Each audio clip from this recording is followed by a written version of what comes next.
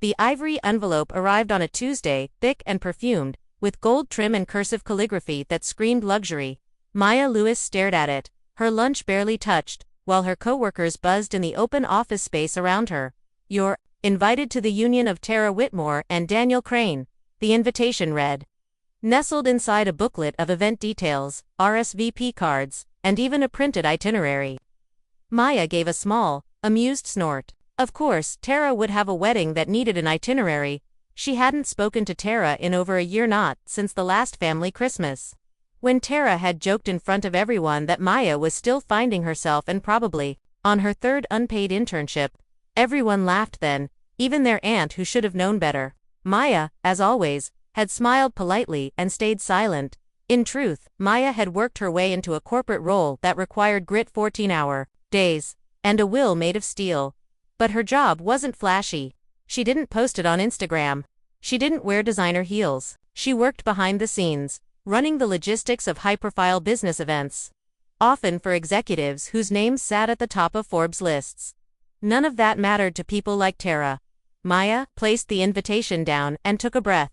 Did she really want to go to this wedding? 1,000 reasons told her no, but there was something stubborn simmering inside. A quiet refusal to let Tara's world think she had disappeared or failed. A desire to show up, not for revenge, not to prove something to them, but to stand tall in her own truth.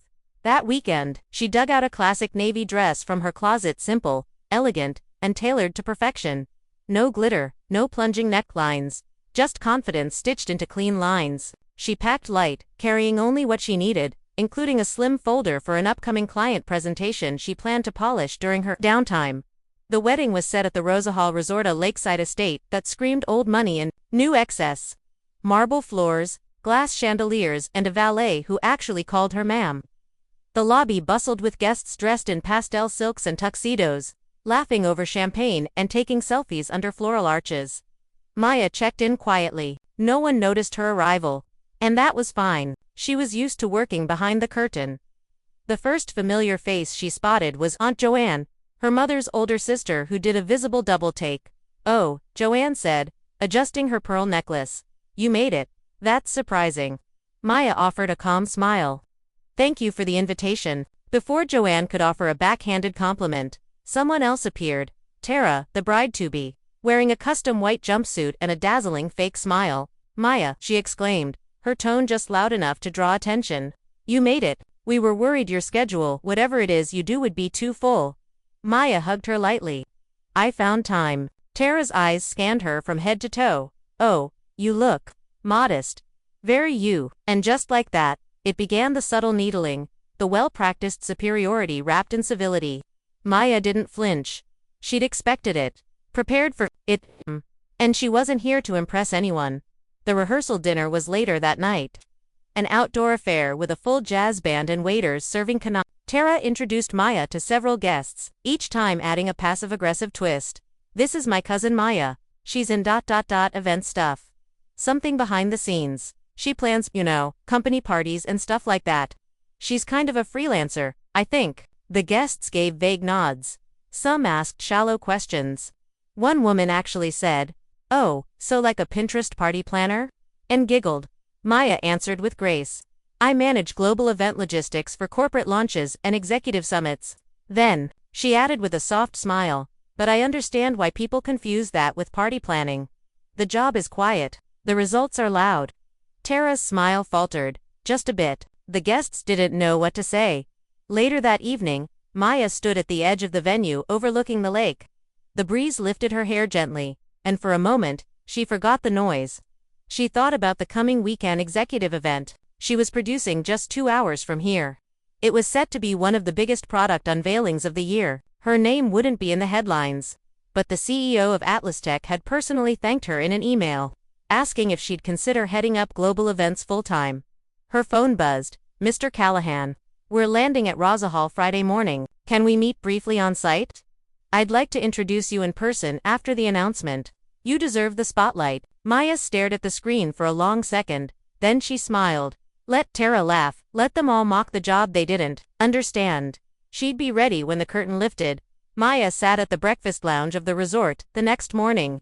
sipping black coffee and watching the sunrise over the lake. A small part of her felt peaceful, but the rest of her was already bracing for more of Tara's thinly veiled insults.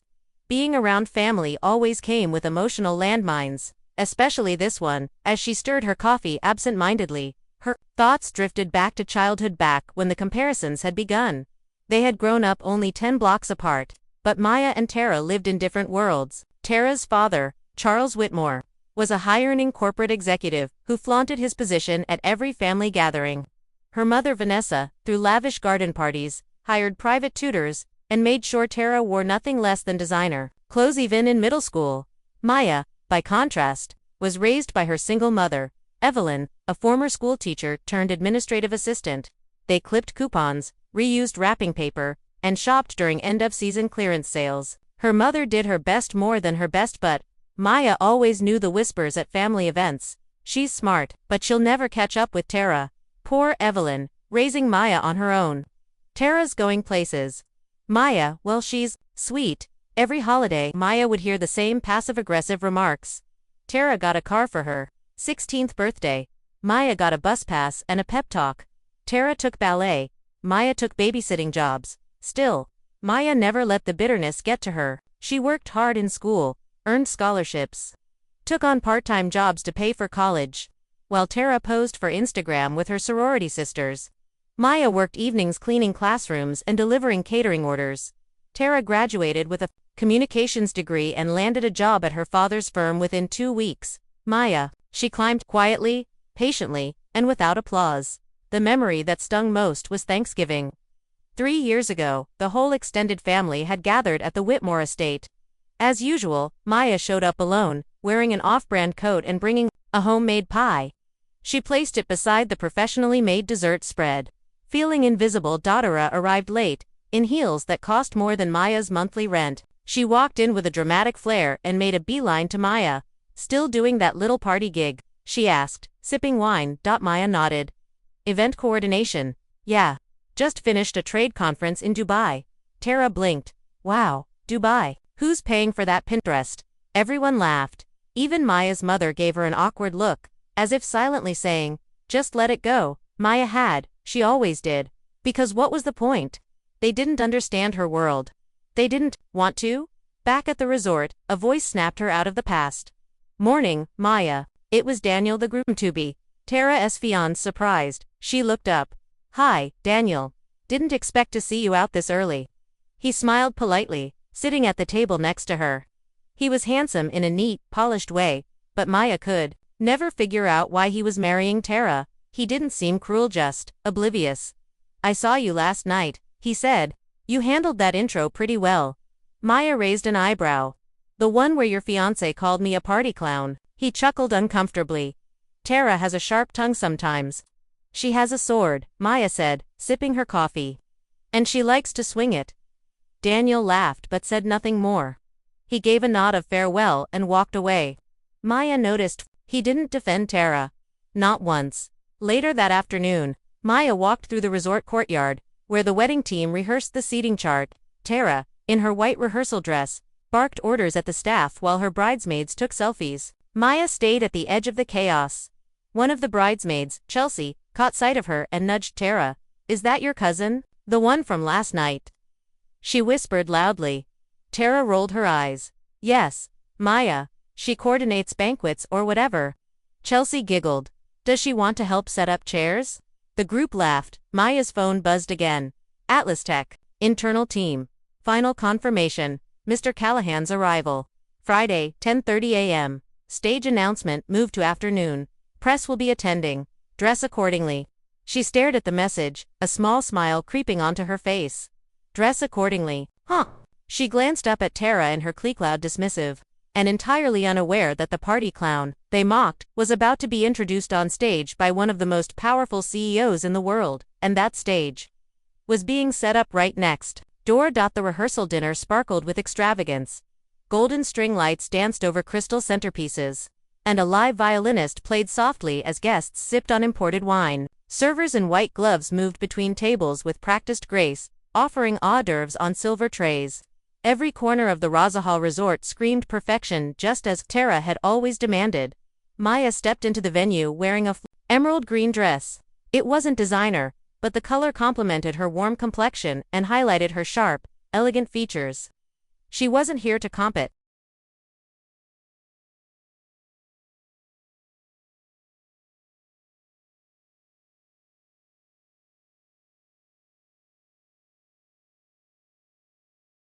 Maya stepped into the venue wearing a floor-length, emerald green dress.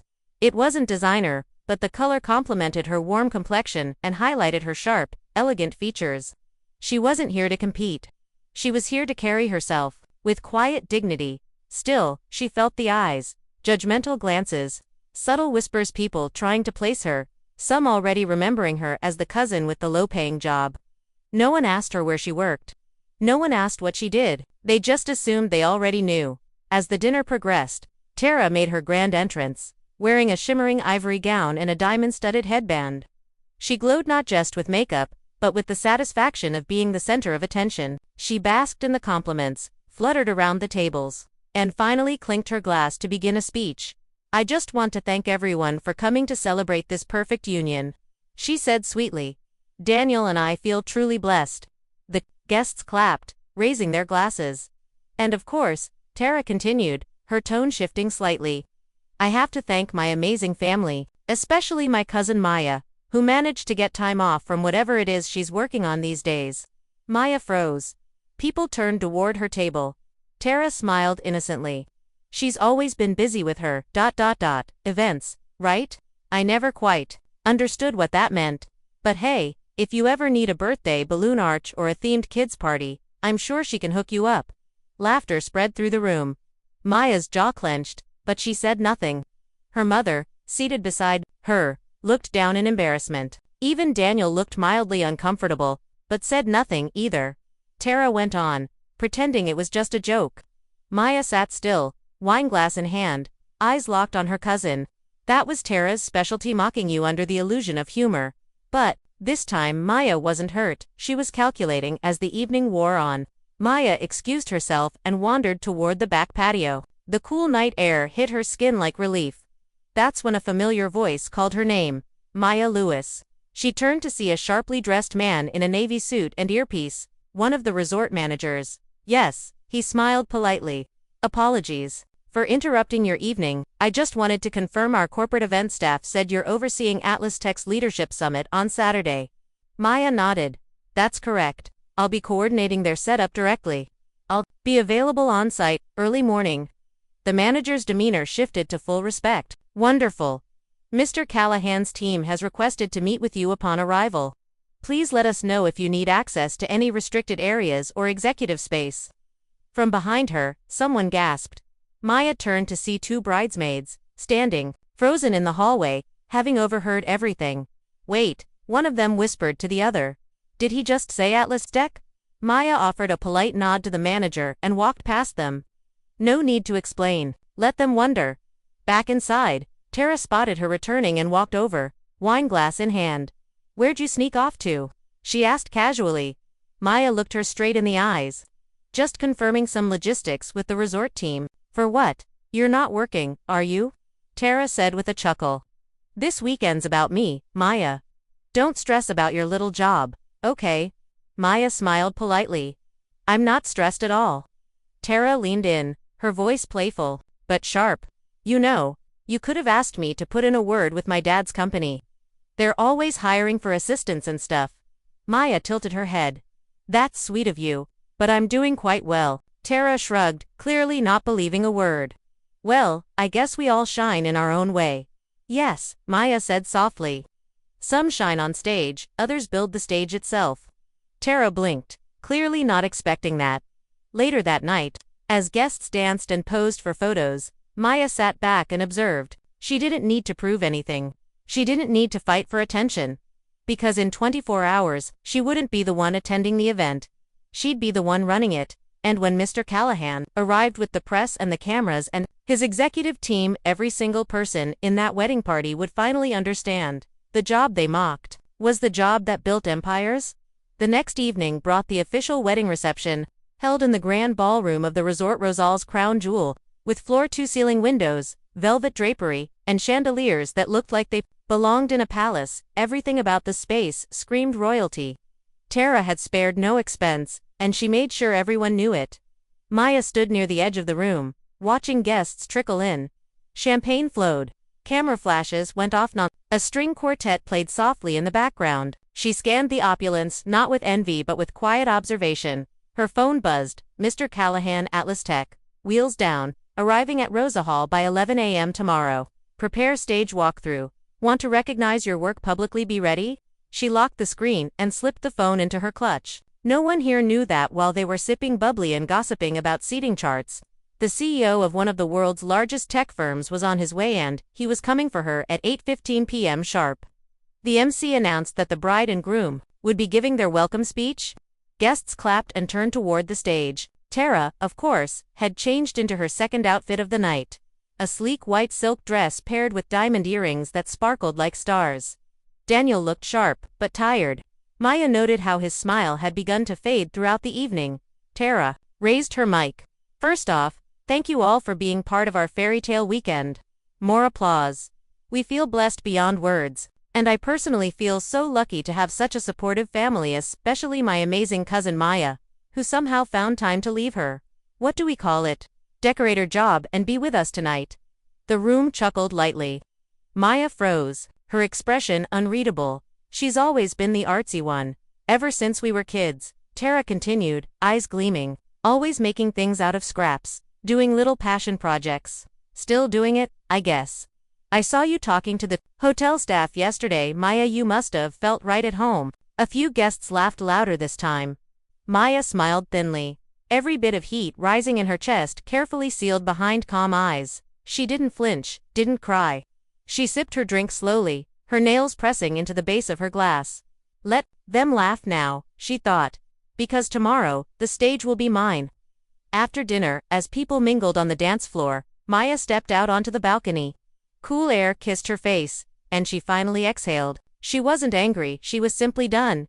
Suddenly, footsteps approached from behind. It was Daniel. Hey, he said awkwardly, standing beside her. About that speech, Tara can be dramatic. Maya gave a soft laugh. You think? He sighed, staring out at the lake. I didn't know she'd say all that. I probably should have stopped her. You didn't need to, Maya said calmly. I'm not here to be rescued. Daniel nodded. Still, I didn't think she'd humiliate you like that. She always has something to prove. So do I, Maya replied, locking eyes with him. But I don't do it with a microphone. He looked away, as if ashamed. After a long pause he asked, what do you actually do, Maya? She considered whether to tell him the truth. She could say something vague again. Let him believe she worked weddings and kid parties. Instead, she said quietly, I lead global event strategy for Atlas Tech. I design and run international conferences for CEOs, political leaders, and press. I've worked in 6 countries this year. Daniel blinked, stunned. Wait, the tech giant Atlas Tech? She nodded. He was speechless. You'll see tomorrow, Maya added, her voice calm and clear. The resort's preparing the ballroom next to this one. Your honeymoon suite is actually right above the media floor. Daniel gave a weak smile. So, you're not a party planner? Maya smiled. Not the kind Tara thinks. No. Back inside, Tara was holding court on the dance floor, surrounded by bridesmaids and tipsy guests. Maya walked through the crowd, slowly, her head held high. Some guests glanced at her with curiosity. Now whispers had started, likely from those who had overheard her with the resort staff or Daniel himself. Her mother, Evelyn, sat near the back, watching her closely. When their eyes met, Evelyn gave her a slight nod of quiet pride. No words were needed. That night, Maya returned to her suite, kicked off her heels, and stood at the window, staring down at the ballroom. Staff were already transforming the adjacent hall into a conference setup, screens being wheeled in, lighting rigs hung from the ceiling, chairs arranged in military precision. Tomorrow, this resort would be 2 worlds at once, a wedding built on borrowed wealth, and a corporate summit built by her. And when Mr. Callahan took the stage, with press in the room and cameras rolling, and called her name in front of everyone, the laughter from tonight would become silence. The sun hadn't yet risen when Maya woke the next morning, but her mind was already racing. Today wasn't about revenge, it was about recognition, about finally standing tall in the space she had built with her own sweat and silence. She slipped into a sleek black suit, no frills, no glitter, just clean lines and quiet power. Her hair was tied back in a low bun, her makeup sharp but subtle. This wasn't the look of someone attending a wedding, this was the look of a professional preparing for a global stage. Downstairs, the Rosa Hall staff buzzed like bees. 2 floors of the resort were now being transformed into Atlas Tech's Leadership Summit headquarters. LED panels, media walls, seating zones, technical crews. It was a production worthy of a Fortune 100 company. Maya walked through it all with poise, greeting the saint.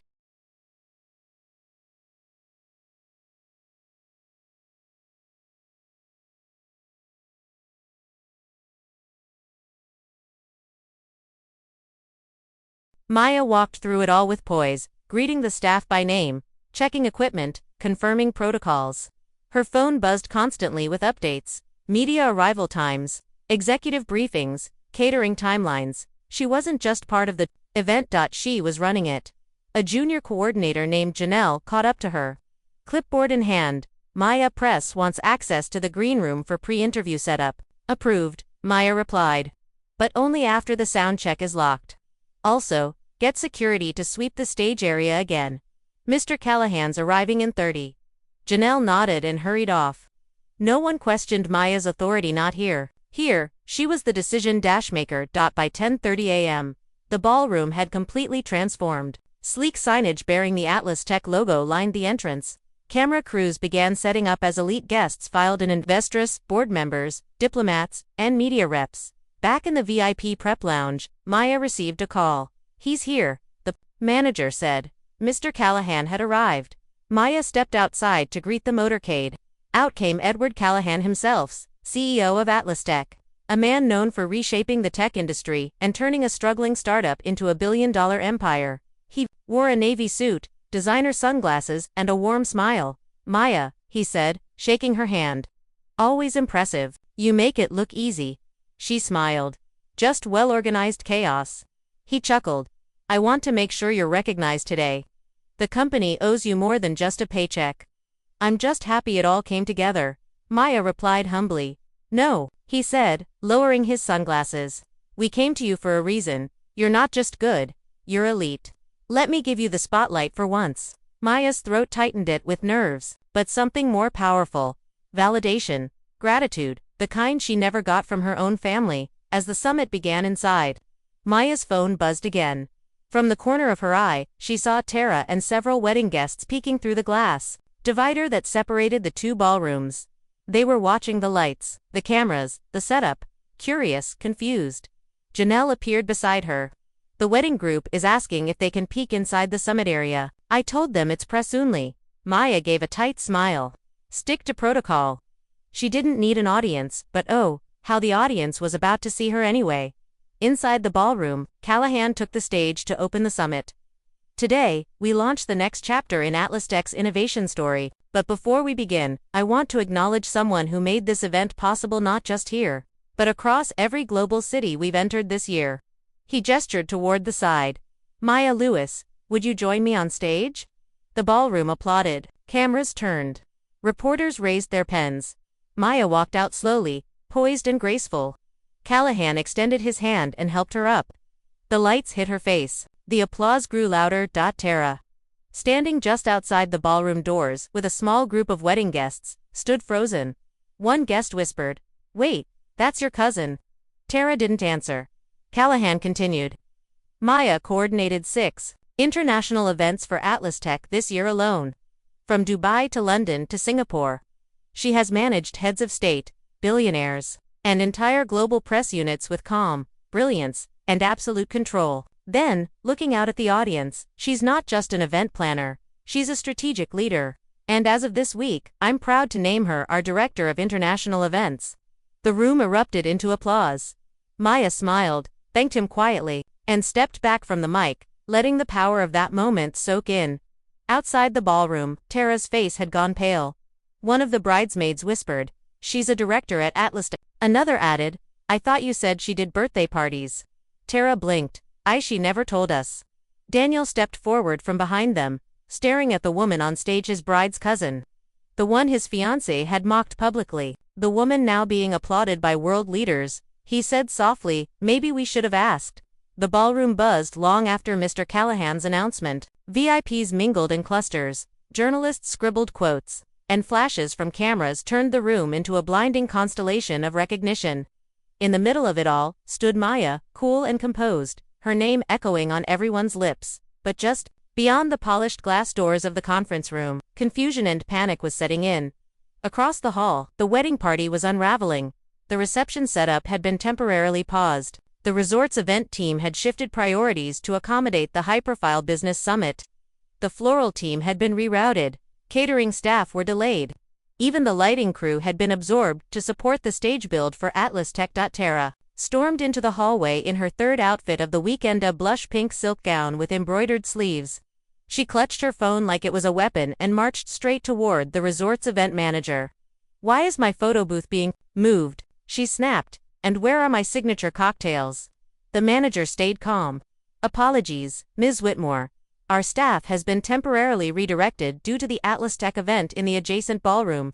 We're doing everything we can to catch up." Tara's voice turned sharp. "This is my wedding, not some nerd convention. Who even approved this?"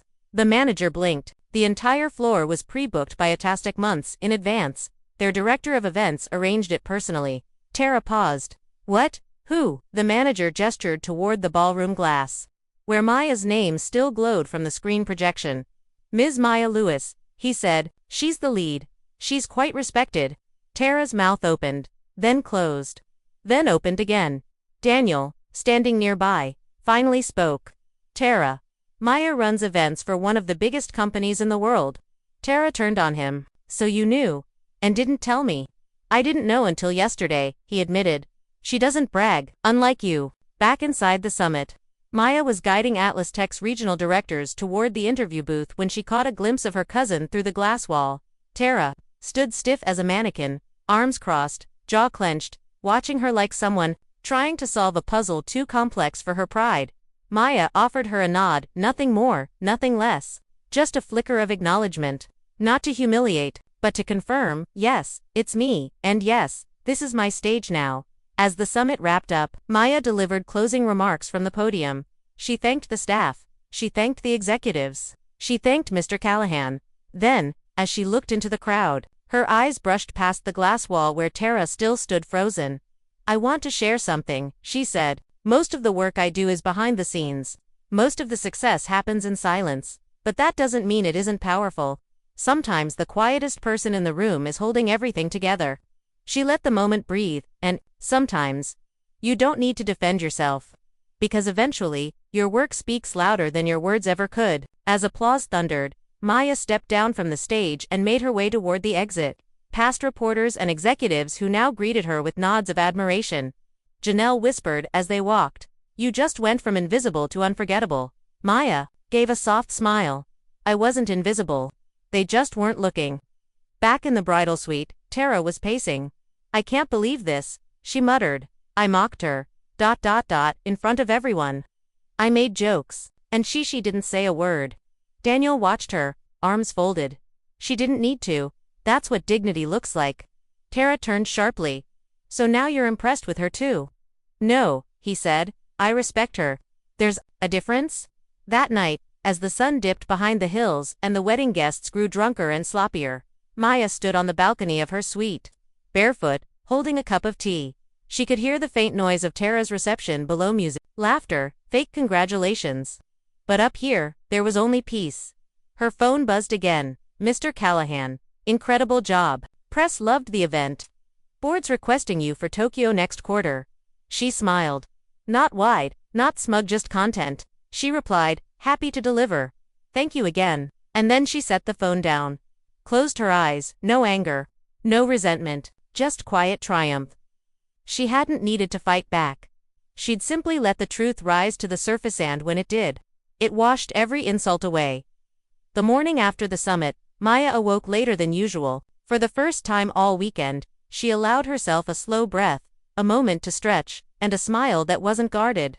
Her phone, as expected, had lit up overnight emails, LinkedIn requests, even a message from a Forbes editor asking for a quote on women leaders in tech events. She ignored them all for now. Today wasn't about business, Today was about closure. Downstairs, the final wedding brunch was being served on the garden terrace. Maya arrived deliberately late, dressed in a crisp white blouse and beige trousers, clean, effortless. She took a plate of fruit and tea, blending into the tables as guests chatted lazily under the sun. Heads turned. This time, they didn't turn to mock. Now, they turned in curiosity, in quiet awe. At a far table, Tara sat with her maid of honor, sunglasses on, nursing what appeared to be both a headache and a bruised ego. She hadn't seen Maya yet, not directly, but word had gotten to her. She knew what had happened. Maya didn't approach. She didn't need to, but Tara eventually did. An hour later, Tara found Maya near the lake, where the water reflected a sky as clear as glass. Maya, she called out. Maya turned, unreadable. Tara walked slowly, unsure of her own steps, as if the ground beneath her wasn't as steady as it had been just a day before. I wanted to say something, Tara began. Maya said nothing. Tara took a deep breath. I'm sorry. A pause. The wind rustled softly. I didn't know what you did, Tara added. I don't know, I just assumed. You assumed I was beneath you, Maya replied evenly. Tara looked down. I thought I was the one with the perfect life. But then you walked into that stage, like you owned it, and I realized I don't know who you are at all. You don't, Maya said. And that's the problem. There was no anger in her tone, just truth. I spent years letting you belittle me, laugh at me. Not because I was weak, but because I didn't need to prove myself to you. But now that you've seen who I am, you want to rewrite what's already been written. Tara trailed off. I just didn't know. That's because you never asked. Silence stretched between them. I never meant to hurt you, Tara said quietly. But you did, Maya replied. And not just once. Tara nodded. I know. She waited for Maya to offer forgiveness, or a softening glance, or maybe even a hug. But Maya simply gave her a polite nod. I accept the apology, Maya said. Then, kindly but firmly, but that doesn't mean we go back to what we were. That version of us was built on your comfort, and my silence. I've outgrown both. And, with that, she walked away. Later that afternoon, Maya checked out of the resort as she waited at the valet. A bellhop rushed over with a message card. From the gentleman in 207. He said it was from Daniel. Thank you for showing me what quiet strength looks like. I hope Tara learns from you. I know I have. Maya read the note once, smiled faintly, and tucked it into her bag. That wasn't her story to fix. She nodded to the valet, and stepped into her car.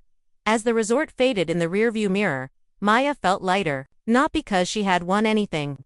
Not because Tara had apologized, but because she had walked into a battlefield of whispers and emerged unshaken. She had never needed to shout to be heard. She had just needed to step into the light. 1 month later, the city skyline shimmered beyond the glass walls of the Atlas Tech headquarters in New York. On the 42nd floor, a private dinner was underway, an intimate gathering of executives, leaders, and the newly promoted heads of international strategy. At the center table sat Maya Lewis, elegantly dressed in a midnight blue blazer, her hair swept up, her posture relaxed yet commanding. Her nameplate now read, Maya Lewis, Director, Global Events and Strategic Relations. Around her, conversations flowed, mergers, innovation plans, international forums. No one questioned her presence anymore. No one underestimated her. She wasn't the background coordinator, she was the brand.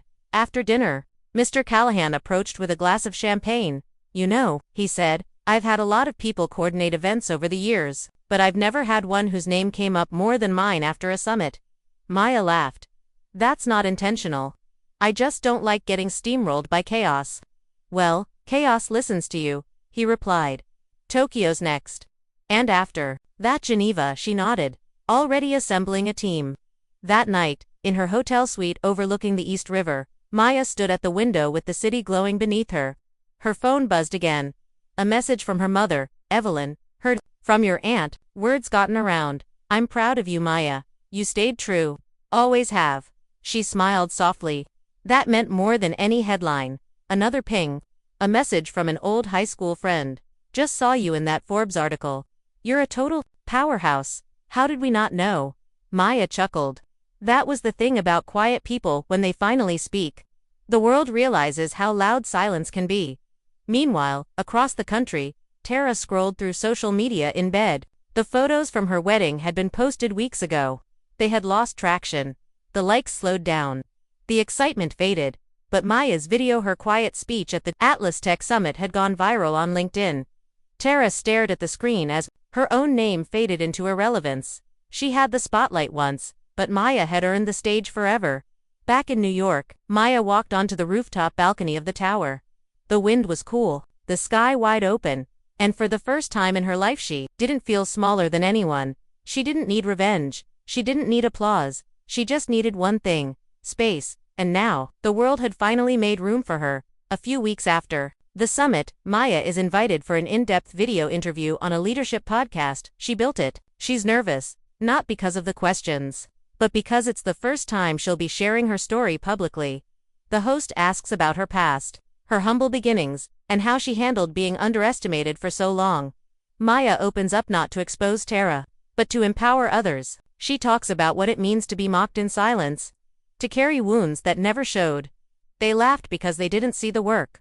But that was my strength. I never stopped working. The clip spreads like wildfire. It reaches university students, young professionals, even mothers in small towns. People don't just admire her, they relate to her. And somewhere, quietly watching from a screen, Tara hears her cousin speak without bitterness, just clarity and growth. Months later, Maya walks through the Atlas Tech Tokyo venue. She's preparing for the firm's largest summit to date. Hundreds of global attendees, a keynote by the Prime Minister, press from 5 continents. But Maya is calm. This isn't intimidating anymore. This is home. While reviewing final logistics, she's approached by a young intern, nervous, uncertain, and clearly overwhelmed. "I'm scared I'll mess up," the intern whispers. Maya kneels to her level, smiles gently, and says, "You're supposed to be scared. That means you care. What matters is that you don't stop moving." The intern nods, wide-eyed. In that moment, Maya sees her old self, the one who used to deliver cupcakes in heels and rehearse confidence in the mirror. Now, she's the one, building others up. She walks back to the main hall, headset on, clipboard in hand. And as the music swells and lights rise, she steps into the shadows of the stage she built. But this time, it feels like her name is carved into the foundation.